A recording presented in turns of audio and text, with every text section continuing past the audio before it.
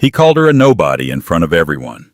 He laughed as his mistress dripped champagne on her dress, telling her she didn't belong. He said he was divorcing her to marry someone with power. What he didn't know as he stood in that glittering ballroom was that his simple wife was the secret heir to a European throne. And the important investors he was trying to impress. They worked for her father. The doors were about to open and his entire world was about to end. The first lie was the apartment. It wasn't hers. Of course, Julian Thorne didn't know that. He just thought it was a charming, if tragically small, pre-war apartment on the Upper East Side. He thought the modest inheritance Sarah Jensen lived on was just that modest. Tonight the apartment felt smaller than ever, suffocating under the weight of Julian's ambition. "Sarah, are you even listening?" Julian snapped, not looking up from his phone. He was already in his custom-tailored Brioni tuxedo, a stark, handsome shadow against the cream-colored walls. "I am." Serafina Nocera kept her voice soft the way he preferred. She was fastening the clasp of a simple pearl necklace. "You said the Metropolis Heritage Ball is critical for the new fund." "Critical? It's everything." He finally looked at her and his lip curled just slightly. She saw it. He thought he was being subtle. "Is that what you're wearing?"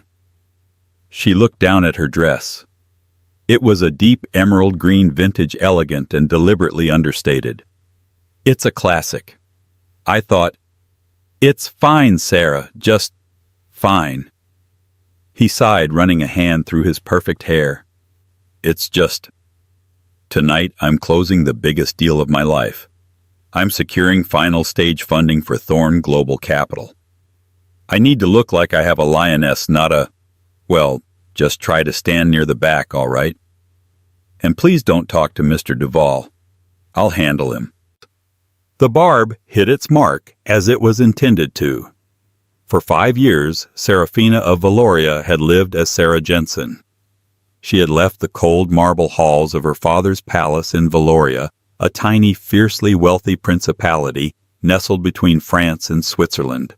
She had left her title, her security, and her name, all for one naive dream to find someone who would love her, not the crown. She had met Julian at a Sotheby's auction where she was working as a junior curator for the Sullivan Gallery. He was magnetic, ambitious, and seemingly enchanted by her knowledge of art and her grounded nature. They married within a year, and for the last 6 months he had been a different person. He was cold, dismissive, and constantly on his phone smiling at texts from V. "I know I'm not what you're used to, Julian," she said, testing the water. "These society women. But I love you." "I love you too, Sarah," he said, the words as empty as the champagne flute he'd left on her antique dresser. "Now let's go.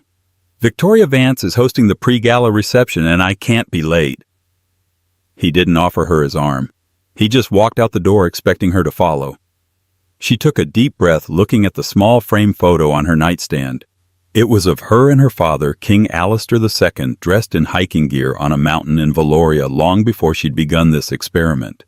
"Just one more night, Papa," she whispered. "One more night." The Grand Astoria Hotel was a riot of flashing bulbs and shouted names. Julian naturally was in his element. He strode onto the red carpet, flashing a $1 million smile, his hand possessively on Sarah's lower back. It wasn't affection. It was a prop. He needed the image of a happy marriage even as he was dismantling it in private. "Julian Thorne over here," a reporter from Tatler called out. "Julian, darling, you made it!" A voice like shattered glass cut through the noise. "Victoria Vance." She was poured into a dress that was more diamonds than fabric, her arm linked with a minor scandal-plagued British aristocrat. But her eyes were only on Julian. She glided over, completely ignoring Sarah, and placed a kiss directly on Julian's mouth. It was brief, but it was not friendly. It was a brand. "Victoria," Julian said, his voice a low purr. He didn't pull away. He didn't introduce his wife. "Isn't this just magical?" Victoria beamed, her eyes finally landing on Sarah. Her gaze raked over the vintage dress with blatant disdain. "Oh, hello, Sarah. What a quaint dress." Did you borrow it from your grandmother's closet? Before Sarah could respond, Julian laughed. He laughed. Victoria, you're wicked, he said, squeezing her hand. Come, I need to talk to you about the after-party. He walked away. He left his wife standing alone on the red carpet as the cameras flashed, capturing her humiliation. She stood there for a full 10 seconds, the world a blur of white light and popping sounds. He laughed.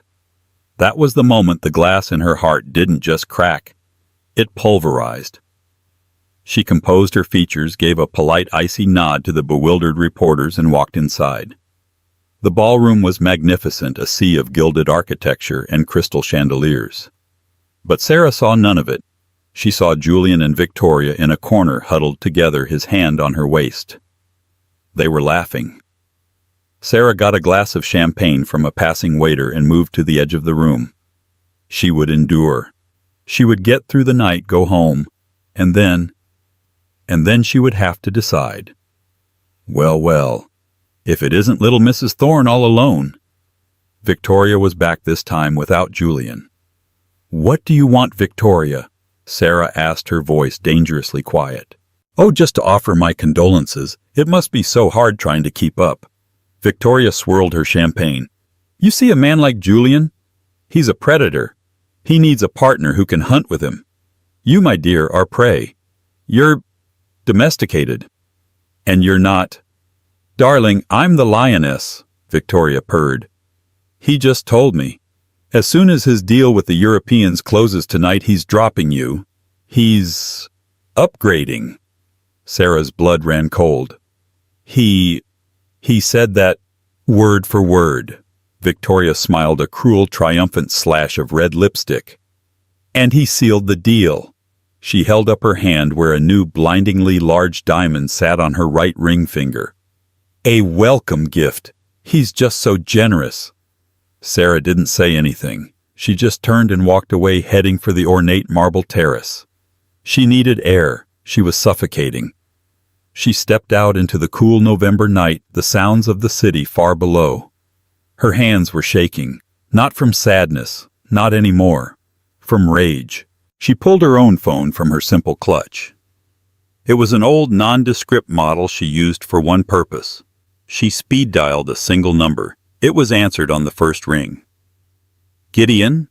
Her voice was no longer the soft, breathy tone of Sarah. It was crisp, cold, and full of authority.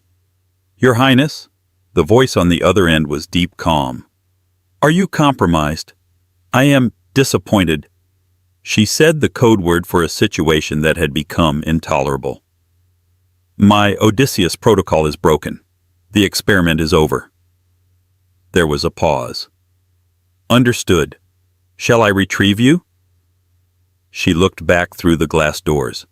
She could see Julian now standing with a group of men, including the one he'd pointed out as Mr. Duval. He was holding court, the king of his own tiny, fraudulent world. No, Seraphina said, a new hard resolve in her voice. I am not retreating. I am advancing. Gideon, execute protocol Nemesis. A beat of stunned silence. Your Highness, that protocol requires... I am aware of what it requires. I am aware of the consequences. Do it. And Gideon, Majesty, bring the car, the official one. And I think it's time you made the other call. Yes, to my father. When she walked back into the ballroom, the change was so subtle that no one, least of all Julian, would have noticed. But it was there. Her back was straighter. Her chin was higher. The Sarah Jensen, who had been trying to blend in, was gone. The woman who re-entered the room was a princess of Valoria, and she was done playing. She moved through the crowd, a ghost in an emerald dress. People parted, sensing a shift in the atmosphere around her. She didn't stop until she was standing directly in front of Julian and his circle of potential investors. And so, with this final infusion from Mr. Duval's group, Julian was saying, his voice booming with false confidence, Thorne Global Capital is poised to dominate the European tech market. Julian. Her voice cut through his speech like a diamond on glass. He turned, his smile freezing. Sarah, I told you to wait. Mr. Duval, gentlemen, my apologies. Your wife is here to ask you a question, Julian. Her voice was not loud, but it was so clear and cold that the entire group fell silent. The music seemed to dip. What are you doing? He hissed, grabbing her arm. She pulled her arm away smoothly. I was admiring Victoria's new ring. She looked directly at Mr. Duval, a distinguished man in his late 50s. She told me Julian gave it to her. As an upgrade. Julian's face went white, then blotchy with red. Sarah, you're making a scene. Am I? Serafina asked, her voice laced with ice. You were the one who told me that diamond necklace you bought last week was an investment. I just didn't realize the investment was her. She pointed. Across the room, Victoria was preening, showing off a spectacular diamond necklace to a group of socialites. The same necklace Julian had sworn was for a client. The investors, including Mr. Duval, were now watching intently. This was no longer a party, it was a spectacle. Julian, cornered and panicking, did what all cowards do. He attacked. A scene! He roared, his voice suddenly loud and cruel. You want a scene? Fine. You're right, I'm done. I'm done with you. He jabbed a finger at her. Look at you. You're nothing. You're a leech. You're a small, simple-minded girl from a no-name family who got lucky. You're a dead weight, Sarah. A collective gasp went through the onlookers. I am destined for more, he shouted, his eyes wild. I am building an empire. I need a partner, not a parakeet, Victoria, he jest. She's a lioness. She understands power. You just understand how to spend my money on ugly old dresses. Serafina didn't flinch. She just stood there, letting him empty his arsenal. So yes, he spat, moving in close, his voice a venomous whisper. It's over. As soon as my deal is signed, I'm filing for divorce. I'm upgrading, and there is not a single thing you can do about it. He smiled a terrible, triumphant grin, believing he had won. He turned back to the investors. Gentlemen, my apologies for that domestic interruption. Now, Mr. Duval, about the term sheet. Mr. Duval did not look at Julian. His gaze was fixed over Julian's shoulder at the main ballroom doors. His expression was not one of disgust or even interest. It was fear. Mr. Thorne, Duval said, his voice a dry rasp. I don't think I am the man you should be speaking to. Julian frowned. What are you talking about? I mean, a new voice said, that you should probably be talking to me. Julian turned. Sarah did not. She just smiled. Gideon was standing there. He was no longer in the simple black suit of a driver. He was in the formal dark blue uniform of the Valorian Royal Guard, his chest adorned with a single silver medal. He was flanked by two other men built like mountains with earpieces and impassive faces. They were not hotel security. They were military. Gideon, Sarah said, her voice warm for the first time all night. You're late. My apologies, Your Highness, Gideon said, bowing his head deeply. The traffic was uncooperative. Julian's mouth opened and closed. Your Highness Sarah, what is this? Did you hire actors? This is insane. Gideon ignored him, stepping aside to reveal the now open ballroom doors. Mr. Thorne, Gideon said, his voice booming with baritone authority. May I present His Majesty King Alistair II of the Royal House of Valoria. The entire ballroom went silent. The music, the chatter, the clinking of glasses, it all died, sucked into a vacuum of pure, unadulterated shock. Through the doors walked a man who did not just command a room. He owned the very air within it. King Alistair II was tall, with a mane of distinguished silver hair and a bearing that spoke of centuries of command. He was not in a tuxedo. He was in a bespoke suit of such dark, expensive material that it seemed to drink the light, his lapel adorned with the unmistakable jeweled insignia of the Order of the Valorian Griffin. He was flanked by 4 more guards, their suits bulging with equipment, their eyes scanning the room with terrifying efficiency. Behind him was a small entourage of men and women in severe business attire who fanned out and immediately began speaking quietly to the hotel's general manager and the head of security. The ambassador from France, who had been laughing by the bar, choked on his champagne and performed a half bow. A British duchess, known for her snobbery, actually curtsied. This was not business royalty. This was actual royalty. King Alistair's eyes scanned the room, bypassing the fawning socialites and stunned billionaires until they found his daughter. He walked forward. The sound of his leather-soled shoes on the marble floor was the only sound in the 5,000-square-foot ballroom. He walked past the horrified Victoria Vance. He walked past the frozen, gaping Julian Thorne. He stopped directly in front of Serafina. A flicker of warmth entered his stern blue eyes. He took her hand, the one that wasn't wearing Julian's ring, and brought it to his lips, bowing his head. "Serafina," he said, his voice a quiet rumble that nonetheless carried to every corner of the hall. "Are you all right, Moje Serche?" "My heart." Serafina curtsied. Not the bobbing dip of a socialite, but the deep, graceful, and practiced reverence of a princess. "I am now Papa," she said. The blood drained from Julian's face. He looked at Sarah. He looked at the king. He looked at Serafina. And he looked at Mr. Duval, the man he'd been begging for money. Mr. Duval, the stern investor, had moved to the king's side and was now bowing.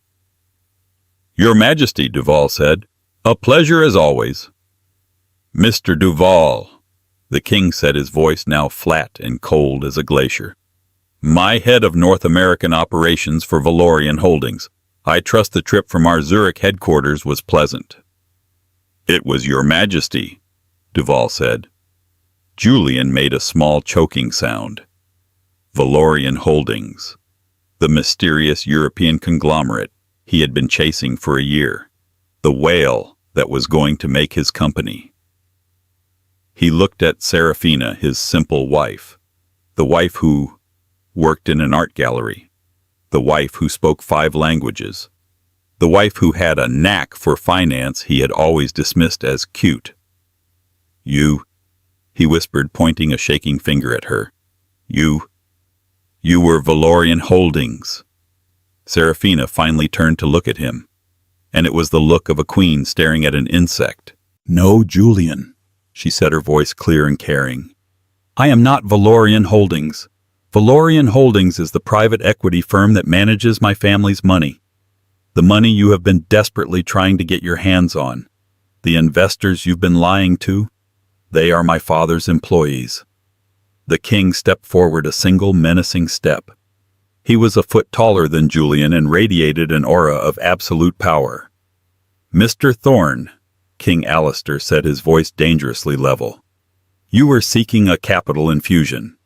You were wooing my chief financial officer," he gestured to Duval, "and you were divorcing my daughter in public."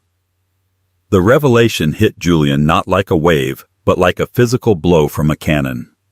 The woman he had, the power he wanted, the money he needed. It was all her. It was always her. The woman he had just publicly, cruelly, and irrevocably discarded. Her royal father entered the ballroom, and the cheating husband fell to his knees. It wasn't a metaphor. His legs, which had been shaking, gave out completely. He stumbled, catching himself on a chair before sliding to the marble floor, his $5,000 tuxedo pooling around him. Your Majesty," he babbled, his hands outstretched. "Princess Serafina, I didn't know. It was a mistake, a joke. It was a joke. A joke." Serafina repeated the words, tasting like ash. "You called me a dead weight. You called me nothing." "No. I love you," he cried, crawling on the floor. "I've always loved you. Please, Serafina, tell them. Tell them it was all a misunderstanding." Seraphina looked down at the pathetic, broken man groveling at her feet. The man she had loved. The man who had been her husband. "Gideon," she said, her voice sharp. "Your Highness." "Victoria Vance." Seraphina pointed to the socialite who was trying to melt into the wall. "She's wearing a new ring and a necklace. The necklace in particular." Gideon's eyes narrowed. He recognized it.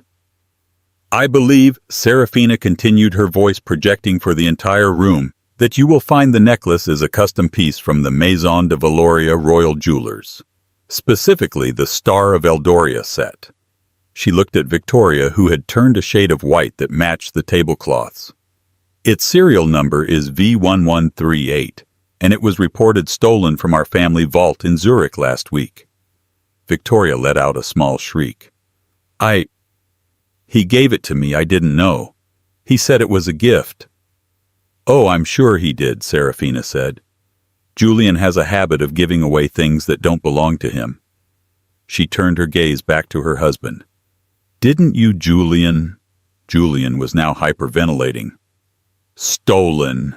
No, I bought it from a private dealer, a very reputable dealer."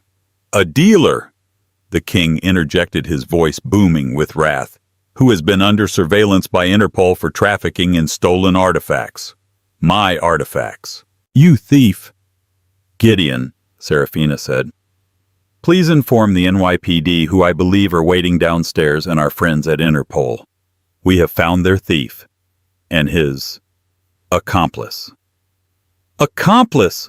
Victoria screamed as two of the Valorian guards moved to block her exit. "He told me he loved me. He told me he was leaving her for me." "And what a prize you've won," Seraphina said dryly. Julian scrambled to his feet, his eyes wild with terror. "You can't do this. I have a company. I have assets. I'll sue." This time Mr. Duval laughed.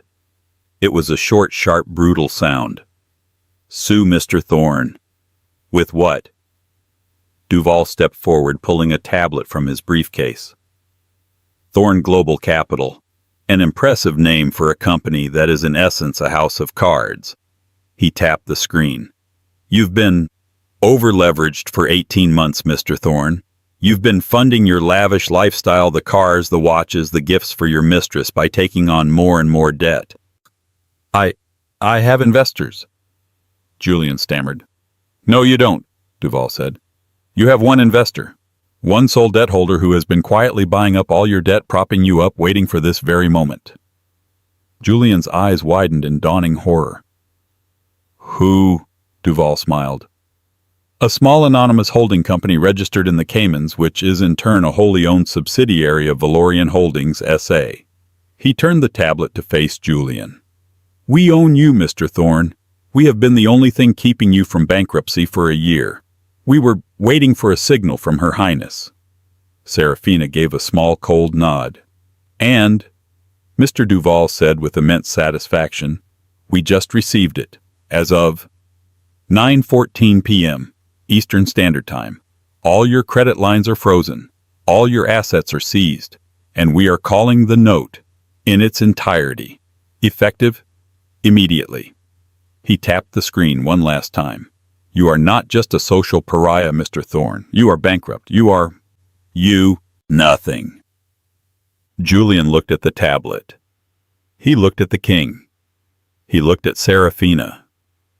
He opened his mouth, but no sound came out.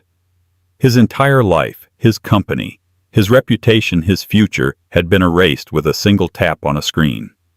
He fell back to his knees, a hollow, broken shell of a man. The ballroom, which had been a cathedral of silence, erupted into a frantic buzz of whispers. Victoria Vance was being spoken to by two uniformed NYPD officers who had been discreetly let in. Julian Thorne was just kneeling. His head hung in abject defeat. King Alistair put a protective arm around his daughter's shoulder. "Gideon, bring my daughter her coat."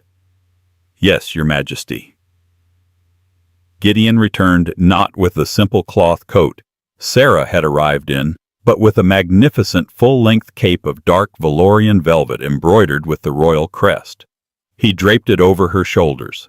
The transformation was complete. The emerald green dress, once so quaint, now looked like the attire of a wood nymph who had been hiding a dragon's power.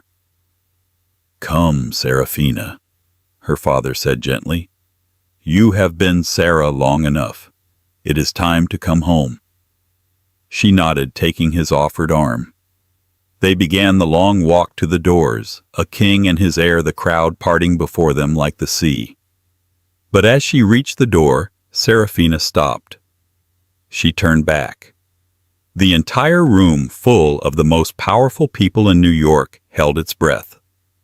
She looked at the stunned faces, the reporters scrambling for their phones, the socialites who had whispered about her.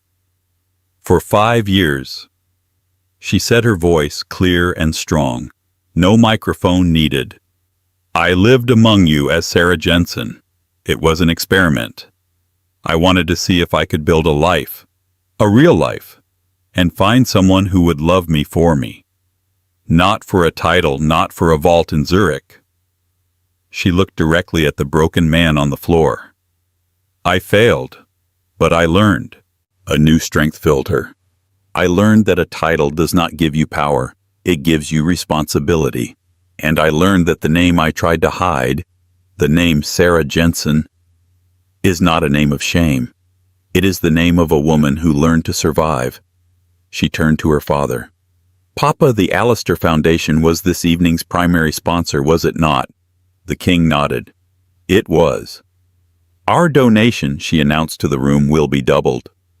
A stunned, then enthusiastic round of applause started. However, she held up a hand, silencing the room once more. "It will be administered through a new special fund which I will personally oversee." She smiled a true bright smile. "We will call it the Sarah Jensen Fund, and it will be dedicated to providing legal and financial support for women who are trying to rebuild their lives after being deceived by men of unscrupulous character." It was a final, perfect, devastating blow. She had not only destroyed her enemy, she had built her legacy on his ashes. Without another word, Princess Seraphina of Valoria, flanked by her father, the king, swept out of the ballroom, leaving chaos and a beautiful, hard-earned lesson in karma in her wake. The double doors of the Grand Astoria ballroom hissed shut behind them, cutting off the explosion of noise as if a vacuum seal had been engaged. The pandemonium, the shouts of "Your Majesty," the frantic clicking of 100 phone cameras, the first wail of Victoria Vance as an NYPD officer touched her elbow was instantly muffled, replaced by the hushed, sterile quiet of the marble corridor. Seraphina felt like she was floating. Her hand was steady on her father's arm, but her legs felt distant, as if they were moving on memory alone. She had been Sarah Jensen for 2053 days. In the last 10 minutes, that woman had been field-stripped, dissected, and immolated on a pyre of public humiliation and royal revelation. Gideon, his face an impassive granite mask, walked 2 paces ahead. 4 other Valorian guardsmen Seraphina had known her entire life formed a perfect silent diamond formation around her and the king. They moved with an oiled, terrifying efficiency, parting the stunned hotel staff who had flattened themselves against the wallpaper. "The car is prepared, Your Majesty," Gideon said, his voice a low rumble. They swept through the private lobby past a secondary security team that was holding back a new frantic wave of paparazzi who had somehow gotten the tip. The flashes were blinding, a strobing epileptic assault, but Seraphina kept her chin high. She saw his face in one of the flashes, Julian's, a mask of abject pleading terror. Then the doors of the limousine, a custom-armored Mercedes Maybach, shut with the heavy, definitive thud of a bank vault. Silence. The car did not move. It sat in the concrete bay, a black, bulletproof bubble of calm amidst the storm. Seraphina stared at her hands, which were folded in her lap on the velvet cape. "Seraphina." Her father's voice was uncharacteristically gentle. The king was gone. Papa was back. "Are you hurt?" he asked, his voice thick with a rage he was only just containing. She thought about the question. Hurt. The last 6 months. The lies. The laughter. The coldness. The casual cruelty of his words, a dead weight, a nobody. Yes, that had hurt. But the woman it had hurt was gone, burned away in the ballroom's bright lights. "I am awake," she said finally, her voice raspy. She turned to look at him, and for the first time he saw not his daughter, but his heir. "I am so incredibly awake." A single hot tear traced a path down her cheek, not of sadness, but of sheer unadulterated relief. She wiped it away with the back of her hand, and her fingers brushed against the simple 2-carat diamond ring Julian had given her. The one he had called tasteful and appropriate for her. She looked at it, this symbol of her failed experiment, this monument to her own naivete. With a cold, deliberate motion, she pulled it off her finger. It left a pale, indented mark on her skin. She didn't look at it for more than a second. "Gideon," she said, her voice clear. The partition separating them from the driver's seat slid down. Gideon, who was in the passenger seat, turned. Serafina held the ring out between 2 fingers. "Please have this analyzed. I want to know if the diamond is as fake as he was. And then—" She paused. "Have it melted down. The gold can be donated." Gideon took the ring without a word. "As you wish, Your Highness." He slid the partition closed. King Alistair watched the exchange. A slow, proud smile touched his lips. "So," he said, "it is over. We go home. The jet is waiting at Teterboro." The limousine finally pulled out, gliding into the New York traffic with the silent, menacing grace of a shark. Serafina watched the city lights blur past the tinted glass. Home. The palace. The cold marble halls, the polite bows, the suffocating safety. "The experiment is over, Papa," she agreed, her voice hardening. "But I am not going home." He frowned. "Serafina, I don't understand. You are safe now. This nightmare is finished. Julian Thorne will be a stain in the history books, nothing more. My lawyers will—" "Your lawyers?" she interrupted, turning to face him, the full force of her presence filling the small space. "Your lawyers will do nothing. My lawyers will." Alistair sat back, stunned into silence. "You sent me here for one reason, did you not?" She continued, the words coming fast, sharp, and precise. "You told me, to rule you must first learn to serve. To lead you must first learn to be invisible. I was to be Sarah Jensen Jr. curator for 1 year, to understand the common person, to learn the value of work. I stayed for 5. Do you know why? You fell in love," he said, his tone softening. "No," she said, her voice like ice. "I fell for a projection. What I actually fell in love with was work. I loved having a purpose that I built myself. I loved being judged on my merits, not my name. And I'm good at it, Papa. I am very good at it." The car was speeding down the FDR drive, now its escort vehicles forming an impenetrable wall. Julian's public humiliation. That was just the appetizer. The man is not just a cheater, Papa. He's a fraud. And he's a sloppy one. Mr. Duval," she said, her eyes flashing, "is a steward. He's a brilliant accountant. He protects the family's assets. But he is not creative. He is not a killer. He has been managing this situation. I'm going to end it." The king was speechless, a rare and beautiful state. "You put Mr. Duval in charge of Valorian Holdings' North American operations. As of tonight, as of right now, I am taking his job." The car pulled to a stop on a private Teterboro tarmac, its nose pointed at the sleek white silhouette of the Royal Valorian, Griffin 1. "Serafina," her father said, his voice now one of command. "That is a $50 billion portfolio. It is not a toy for you to use for revenge." She did not flinch. "He called me a dead weight. He called me a parakeet. He said I was nothing. He built his entire company, Thorne Global Capital, on the lie that he could secure funding from us. He used me, his simple wife, to try and get proximity to Duval. He used my name, my trust, and my love to build a house of cards. Revenge. This isn't revenge, Papa. This is a hostile takeover. It's business. Gideon opened the door. The cold night air hit her. She stood on the tarmac, the wind whipping her velvet cape. She looked at her father, who had followed her out. "I am not getting on that plane to go home," she said. "I am getting on that plane to use it as my new office. We are not flying to Valoria. We are flying to a secure holding pattern over the Atlantic while my new team assembles." Gideon.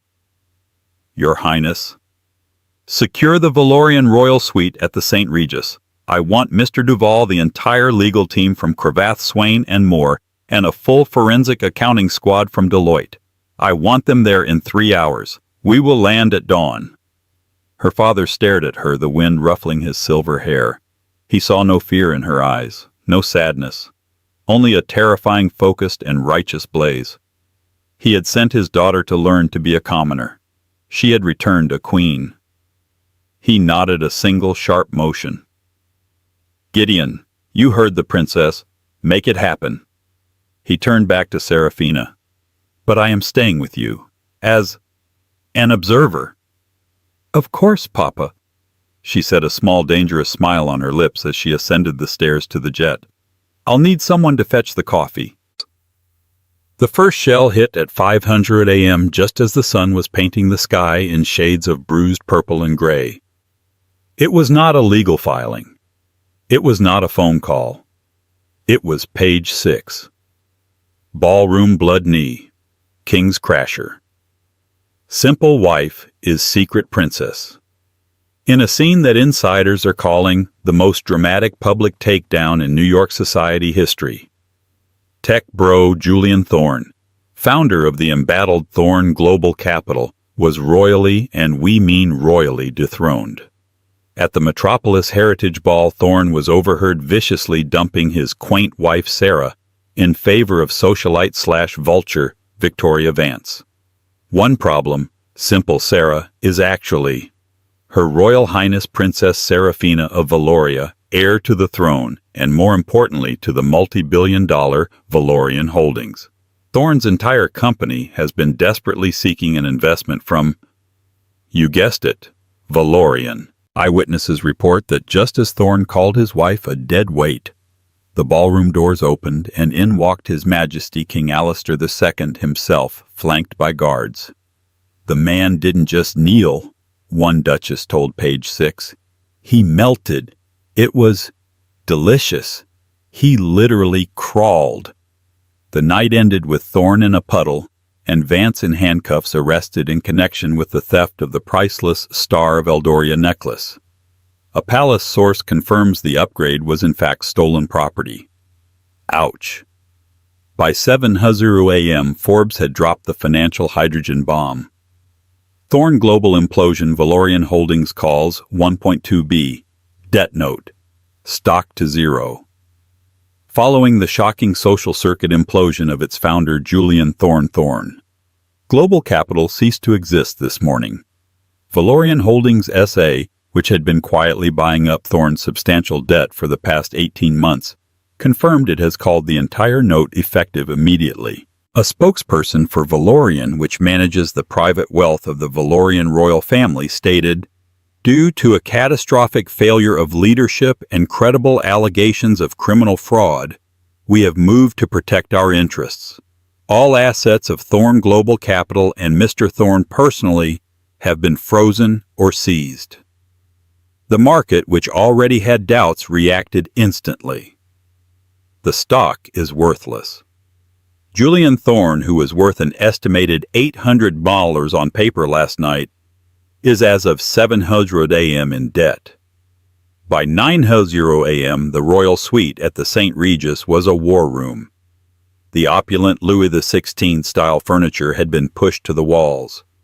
In its place were trestle tables, laptops, and massive wall-mounted screens displaying spreadsheets, market data, and legal documents. Serafina stood at the head of the table. She was not in a ball gown. She wore a severe black custom-tailored suit, her hair pulled back into a tight, unforgiving knot. The only jewelry she wore was a simple Valorian signet ring. Mr. Duval, looking like he hadn't slept in a year, was pointing a laser at a screen. "And it's worse than we thought, Your Highness. He wasn't just over-leveraged. He was running a full-blown Ponzi scheme. He was using projected revenue from our potential investment, the one he never had to secure other loans, which he then used to pay off other investors. And as we can see, fund his extracurriculars." A screen flashed showing receipts. $250,000 for Victoria Vance's rent. $1.2 million for a Patek Philippe watch. $80,000 at Le Bernardin in 3 months. He was robbing Peter to pay Paul and using the money to buy Paul a new Ferrari. Serafina said, her voice flat. "Exactly, Your Highness," Duval said, wiping his brow. "We've frozen everything. The bank accounts, the trading accounts, the penthouse, the jet, the cars. We have it all." "Not everything," Serafina said. The room went quiet. She walked to a separate screen, one she had been curating herself. "He had an art collection," she said. "One he was very proud of. He loved to tell me how uneducated my taste was. He loved to teach me." On the screen, a list of artworks appeared. A small bronze, a mid-century abstract, a series of classical sketches. "His taste," Serafina said, "was as fraudulent as his balance sheet, but it's valuable. We liquidate it, all of it." "Your Highness," a lawyer from Cravath spoke up, "that is his personal property. Seizing it to cover the corporate debt will be complex. He can fight it in court." "He can't," Serafina said, "if he doesn't technically own it." She tapped a file. A new name appeared. "Mr. Eris, the Sullivan Gallery." Duval looked confused. The gallery where you worked, Your Highness. The one on 57th Street." "The very one," Serafina said, her eyes turning to chips of ice. "The one place that was mine. The one part of my Sarah life that I thought was real." She turned to the room. "Julian didn't just betray me in our home. He betrayed me at my work. Mr. Duval, why can't we find the source of funding for his art purchases?" It's a shell, Your Highness," Duval stammered. "A blind trust in the Caymans. We can't pierce it without—" "You don't need to," Serafina said. "I know the account. It's ASG Holdings, Eris Sullivan Gallery. Julian wasn't just buying art from the gallery. He was buying art through the gallery. He was funneling money from Thorn Global into the gallery's holding company, which then sold him art, often fakes, or pieces at a 5,000% markup to clean the money. He made my boss, Mr. Eris, his personal launderer." King Alastair, who had been silent in the corner, let out a low, dangerous growl. "Your Highness," the lawyer said, his eyes wide. That is a massive criminal allegation. That's RICO. That's wire fraud. That's everything." "It's leverage," Serafina corrected him. "And I'm going to use it. Get a team ready. We're going to pay a visit to my old boss." The Sullivan Gallery was exactly as she'd left it, quiet, sterile, and smelling faintly of lemon oil and old money.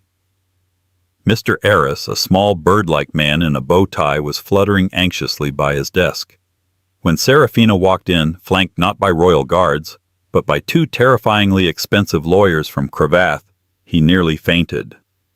"Sarah," he chirped before his brain caught up. I mean, Your Highness, goodness. The news, I am simply, a princess. Here, all this time." "Cut the act, Aris," Serafina said, her voice echoing in the small, silent space. She walked past him, her heels clicking on the polished hardwood, and stopped in front of a small bronze sculpture of a dancer. "The Koutalides bronze," she said. A rather good fake, isn't it? Eris's blood ran out of his face. I don't know what you mean. It's been authenticated. It's a replica of the piece in the National Archaeological Museum in Athens, Serafina said, not even looking at him. A lost original you claimed. You sold it to Julian Thorne 3 months ago for $2.5 million. It was a private sale completely above board, Eris squeaked. Was it? Serafina turned. And the $2.5 million, did it come from Julian's account? Or did it perhaps come from Thorne Global get funneled into the ASG Holdings account you use for acquisitions, and then you sold him the statue keeping 20% for your troubles? Eris opened his mouth, but no sound came out. I told you it was a fake, Eris, Serafina said, her voice dropping to a whisper. The day it arrived. I told you the patina was wrong and the casting marks were consistent with a 20th century mold. I told you. And you told me I was a diligent assistant and to log it anyway. He made me. Eris finally burst, tears welling. He knew about my debts, my gambling. He said he would ruin me. He said this was just creative financing, a tax write-off. He made you a money launderer, Eris, the lawyer said, stepping forward. And by extension, you helped him defraud investors, the SEC and the IRS. Eris sank into his chair, a broken man. What do you want? Serafina looked at the man who had been her boss, her friend. The man whose betrayal cut almost as deep as Julian's. You're going to do 2 things, she said. First, you will provide full written testimony of every single transaction Julian Thorne ran through this gallery. You will give my lawyers the account numbers, the dates, and the emails. You will, in effect, be the chief witness for the prosecution in the U.S. Attorney's case against him. And second, Eris whispered, terrified. Second, Serafina said, you will resign, effective immediately. You will sell this gallery. You will give my lawyers the list of every client you have ever defrauded with a fake, and you will use the proceeds of the sale to make them whole. Whatever is left, I don't care. Go and be a greeter at a casino. You will never work in the art world again. It was a fate worse than prison for a man like Eris. It was a reputational execution. He nodded, tears streaming down his face. Good, Serafina said. She walked to the door, then paused. And Eris, you will hand over the Koutalidis bronze and the rest of Mr. Thorne's collection. It's all evidence now. 1 month later, Serafina stood in a private skybox at Sotheby's. She was on the phone with Mr. Duval. Yes, the Q4 projections for the Zurich office look soft, but... No, I am not coming home. I will handle it from New York. Yes, I am aware. Thank you, Mr. Duval. She hung up, exasperated, just as her father entered the box with 2 glasses of champagne. You are terrorizing him, you know, Alistair said, handing her a glass. I am motivating him, she said, taking a sip. There's a difference. Below them, the auction floor was electric. It wasn't just an estate sale. It was the social event of the season. The press was packed in the back. Every socialite, collector, and ghoul in New York was present. The event, the Thorne Collection, sold by order of Valorian Holdings and the U.S. Marshals Service. And now Lot 45, the auctioneer announced, a collection of 12 bespoke Brioni suits. Who will open the bidding for me at $1,000? They are liquidating his life, Alistair mused. They are repaying his victims, Serafina corrected. Every penny from this auction goes to the employee pension fund and the smaller investors he defrauded. The Sarah Jensen Fund is matching the first $1 million.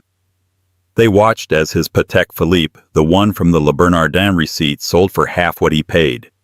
His cars, his watches. Piece by piece, his entire identity was being dismantled and sold for parts. Then the climax of the evening. And now, Lot 112, the Star of Eldoria necklace. A gasp went through the room. The piece was brought out on a black velvet cushion. It was magnificent. "This exquisite replica," the auctioneer said, causing a confused murmur, "was commissioned by a Mr. Julian Thorne, who was then arrested for attempting to traffic what he believed to be the real artifact. It is nonetheless a stunning piece of jewelry. We will open the bidding at $5. In the skybox, Alistair turned to his daughter, his eyebrows raised. Serafina smiled. Julian was so arrogant he thought he'd stolen the real one from our vault. He was conned by the same dealer who was trying to sell it to him. The dealer sold him the high-grade replica Interpol has been tracking for years. The real one, she touched her throat, never left Zurich. He was arrested for trafficking a fake, which it turns out is just as illegal. Her father chuckled a deep rumbling sound. He wasn't just a monster, he was an idiot. A fool in every sense, Serafina agreed. And finally, the auctioneer said, his voice softening, "We have a very special final lot, Lot 113. A single mannequin was wheeled to the center of the stage. On it was a simple, elegant emerald green vintage dress.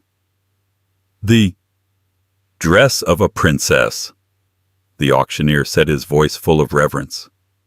Worn by Her Royal Highness Princess Serafina on the night she reclaimed her name. All proceeds from this lot will go directly to the Sarah Jensen Fund supporting victims of financial and domestic fraud." Serafina's breath caught. She had donated it, but she hadn't expected this. "We will open the bidding at $10,000. $50,000, a voice called. $100,000. $250,000. Serafina watched her hand over her mouth as the dress, her simple, quaint dress, was bid up higher and higher, a symbol not of her humiliation but of her triumph. "Sold!" the auctioneer cried, banging his gavel. $1.5 million, to the gentleman in the back. A round of thunderous applause filled the room. Serafina looked down at the floor, and for the first time she saw not a pit of vipers, but a city full of possibility. Her father raised his glass to her. "So, Your Highness, what's next?" Serafina turned from the window, leaving the ruins of Julian Thorne's life behind. She picked up her tablet, which was already flashing with new emails from the Zurich office. "What's next, Papa?" she said, a true bright smile playing on her lips. "Now, we work." What did you think of Serafina's incredible transformation? That moment when the king walked in? I just got chills. It just proves that you should never, ever underestimate the quiet person in the room. They might just be royalty in disguise waiting for their moment. And Julian. He learned the hard way that karma always cashes the check. If you love this story of hard karma and secret identity, you are going to love what I have coming next. So do me a favor and hit that like button. Right now, it really helps the channel. Share this video with someone who needs to see a story where the bully gets what they deserve. And most important of all, if you haven't already, smash that subscribe button and ring the bell so you never miss a single moment of drama and justice. Trust me, you don't want to miss the story I'm dropping next week. Thanks for listening.